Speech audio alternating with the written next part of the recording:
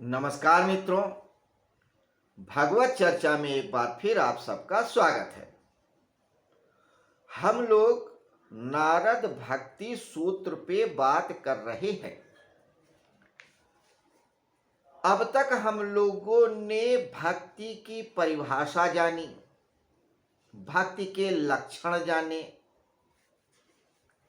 और भक्ति के संदर्भ में विभिन्न विभिन्न आचार्यों के विचार जाने और ये जाना कि भक्ति परम प्रेम रूपा है। प्रेम का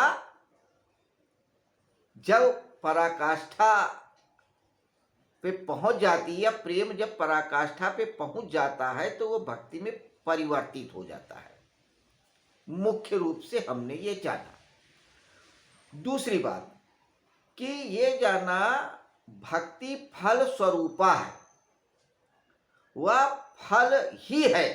आप भक्ति करोगे आपको उसका परिणाम मिलेगा और अच्छा मिलेगा, लेकिन यह फल मिलेगा कैसे, उसका साधन क्या होगा। नारद मुनि अब इस पे विचार करेंगे। तो इस सूत्र में यही बात वो कह रहे हैं। ठीक है, प्रेम का परम स्वरूप है, प्रेम भक्ति स्वरूपा है, प्रेम फल रूपा है, रस और आनंद की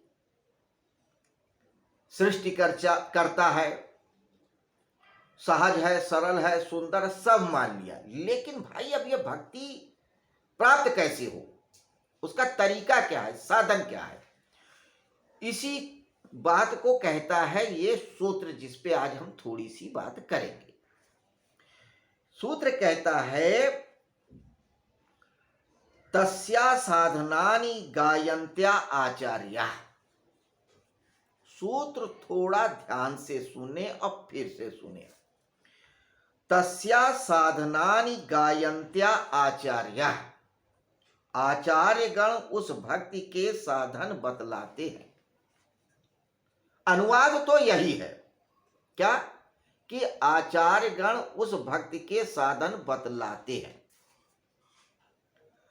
कि बहुत सारे आचार्यों ने, विद्वानों ने भक्ति के क्या साधन है उसको बतलाया है,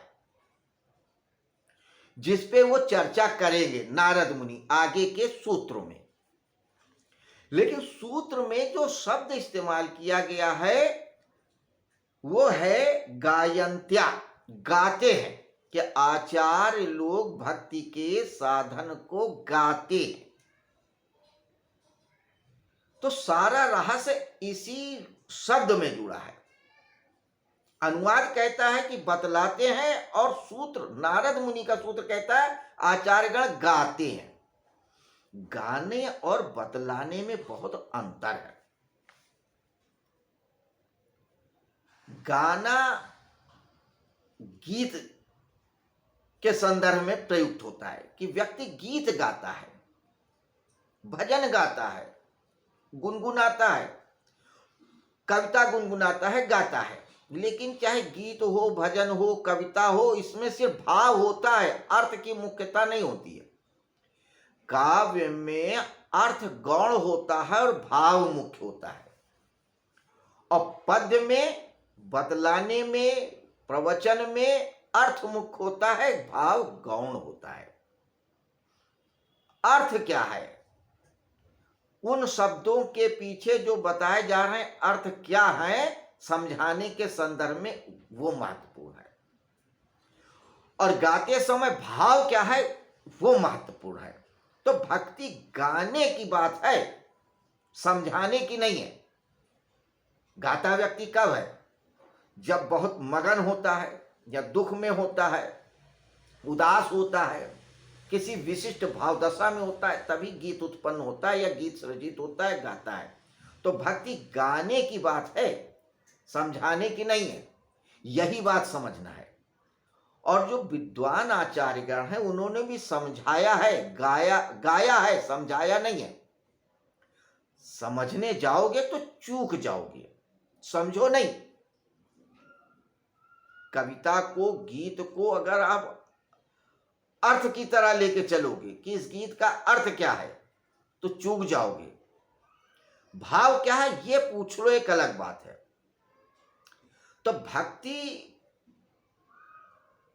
ज्ञान को मानती ही नहीं है, ज्ञान की तरफ तो वो देखती भी नहीं, ज्ञान उसके लिए बिल्कुल अछूत है, दूर दूर का वास्ता नहीं है। वो कहती है हमें ज्ञान होने से, समझने वमझने से कोई मतलब नहीं है।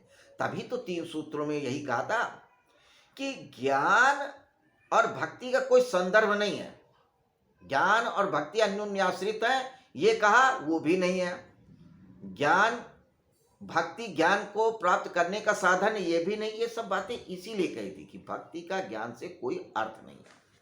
तो वही कहते हैं नारद मुनि कि तस्य साधनानि गायन्त्याचार्या, कि बहुत सारे आचार्यों ने भक्ति के साधन को गाया है।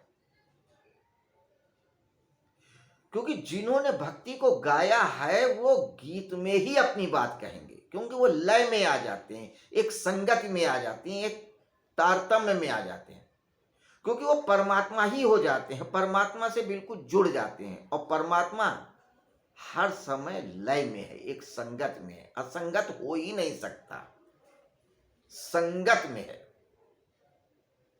एक लय में है, एक सुर में है, एक ताल में है। और सुर और लय और ताल में जो कुछ कहा जाएगा वो गीत ही होगा, और गीत को गाया ही जा सकता है। तो बहुत सारे आचार्यों ने भक्ति के साधनों को गाया और गा के बताया, समझाया नहीं। तो मित्रों आगे के जो सूत्र हैं वो साधनों को बतलाएंगे। क्या बतलाते हैं, क्या सूत्र हैं, इनको हम आगे के दिनों में देखेंगे। फिलहाल फिर वही बात समझ लें एक बार फिर से कि भक्ति भाव का विषय है, भक्ति समर्पण का विषय है, भक्ति डूब जाने का विषय है, भक्ति अपने आप को समाप्त कर देने की बात है। अगर हम उसको शब्दों से समझेंगे, प्रवचनों में जानने की कोशिश करेंगे तो चूक जाएंगे, भक्ति नहीं हो पाएंगे।